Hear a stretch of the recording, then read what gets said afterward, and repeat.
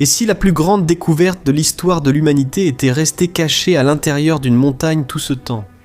Il existe un endroit dans l'est de la Turquie, à près de 2000 mètres au-dessus du niveau de la mer, où le sol réagit d'une manière que personne n'a encore réussi à expliquer clairement. Et lorsque des chercheurs ont utilisé une technologie avancée, la même qui a révélé des salles cachées dans les pyramides d'Égypte, ce qui est apparu là a laissé les scientifiques et les spécialistes de la Bible sans voix. Le plus étrange, c'est que cet endroit se trouve exactement dans la région que la Bible désigne comme le lieu où l'arche de Noé se serait arrêtée après le déluge. Dans la vidéo d'aujourd'hui, je vais te montrer ce que les scientifiques découvrent à cet endroit, pourquoi ce sujet a de nouveau attiré l'attention dans le monde entier ces dernières semaines, et ce que la Bible disait déjà sur cette région bien avant que tout cela n'arrive. Mais avant tout, abonne-toi à la chaîne et active la cloche pour ne rater aucune vidéo, d'accord ? Alors, c'est parti!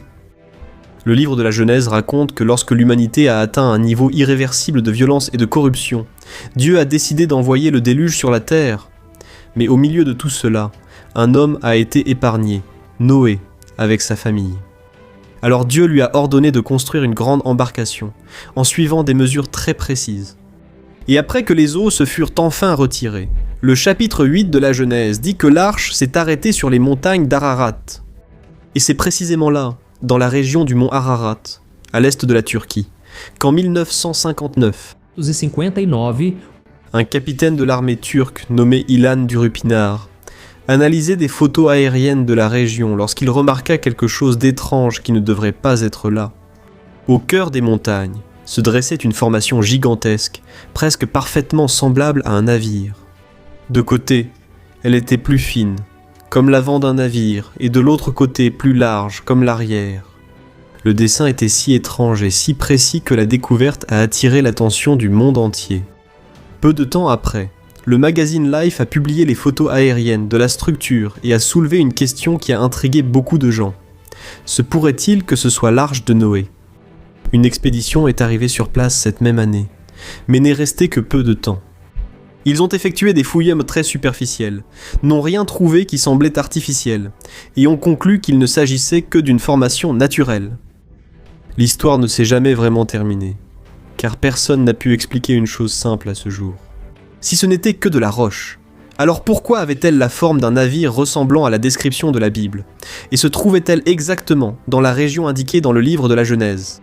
Et pendant plus de 60 ans, cette formation est restée là, au milieu des montagnes, attendant le moment où la technologie pourrait enfin révéler ce qu'il y avait en dessous.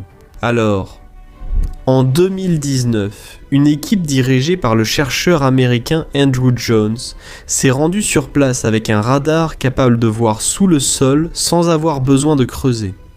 Les données sont restées stockées pendant des années, jusqu'à ce qu'une équipe décide de tout analyser à nouveau, en utilisant un programme beaucoup plus avancé. Et ce qui est apparu à l'écran a complètement changé l'histoire. Les images ont révélé un immense couloir de 71 mètres traversant la structure d'un bout à l'autre.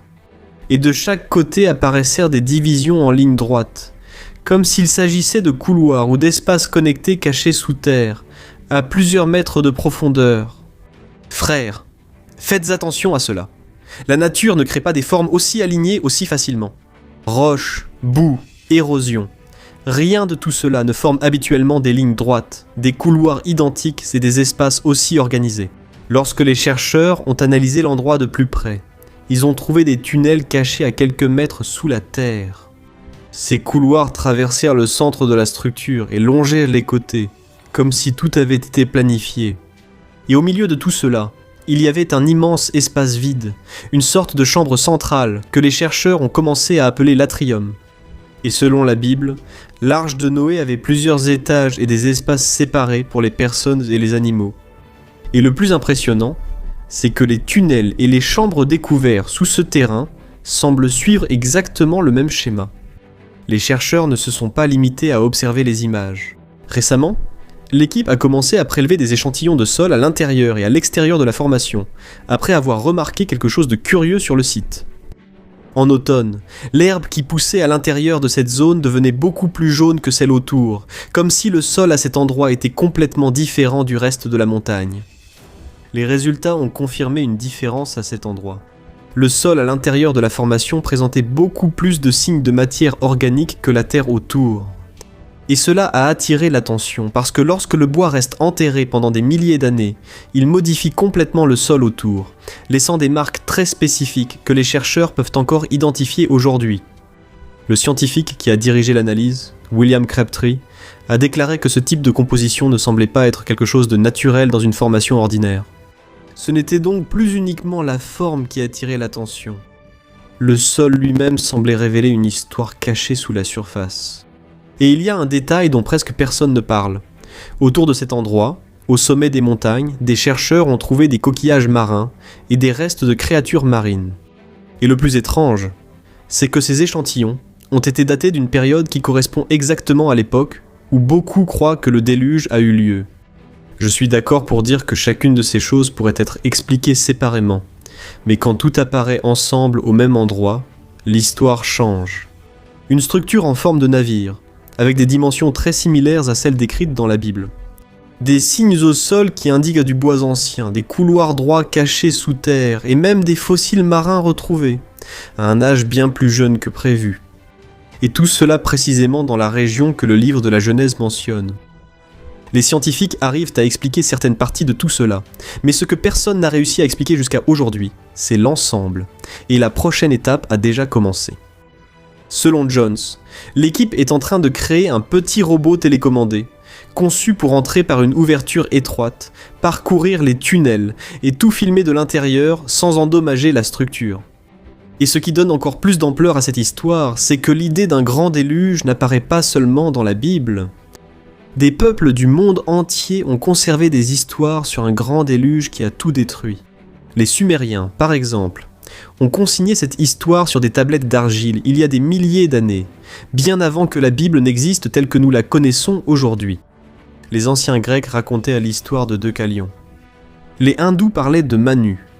Les peuples autochtones des Amériques, les tribus d'Australie et les anciennes civilisations de l'Asie de l'Est avaient aussi des récits similaires. Dans presque toutes ces cultures, il existait le souvenir d'un grand déluge qui avait détruit l'ancien monde et laissé seulement quelques survivants. Et jusqu'à aujourd'hui, personne n'a réussi à expliquer pourquoi tant de peuples, séparés par des océans et des milliers d'années, racontent pratiquement la même histoire. Comme si tous parlaient du même événement. Maintenant, je ne peux pas affirmer que cette formation en Turquie soit vraiment l'arche de Noé. Jusqu'à aujourd'hui, aucune fouille complète n'a été réalisée là-bas, et la science n'a pas encore confirmé exactement ce qui se trouve sous ce sol. Mais une chose est sûre, tout ce qui est découvert à cet endroit dérange beaucoup de gens. Autant ceux qui veulent tout croire trop vite, que ceux qui essaient de tout nier sans vraiment regarder. Parce que le sol n'invente pas d'histoire, les équipements n'ont pas d'opinion et les analyses montrent ce qui est vraiment là.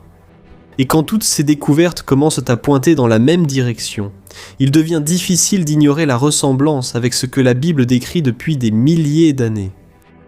Et tu sais ce qui attire le plus mon attention dans toute cette histoire ? C'est que, pendant que le monde scientifique continue de débattre, la Bible reste extrêmement précise. Regarde ce que dit la Genèse, chapitre 8, verset 4. « Et l'arche se posa au 7e mois, le 17e jour du mois, sur les montagnes d'Ararat. » Regardez ça, frère. L'endroit était déjà là depuis tout ce temps, la forme aussi, et plusieurs détails commencent à correspondre d'une manière difficile à ignorer. La différence, c'est que maintenant la technologie est peut-être en passe de confirmer quelque chose que la Bible disait déjà il y a des milliers d'années. Et quand autant d'indices commencent à pointer dans la même direction, il devient difficile de ne pas s'arrêter un instant et de réfléchir à tout cela de manière plus profonde. Et si ce message a eu du sens pour vous, laissez un like et partagez cette vidéo sur WhatsApp avec d'autres personnes. Je suis le pasteur Antonio Junior et je t'attends dans la prochaine vidéo.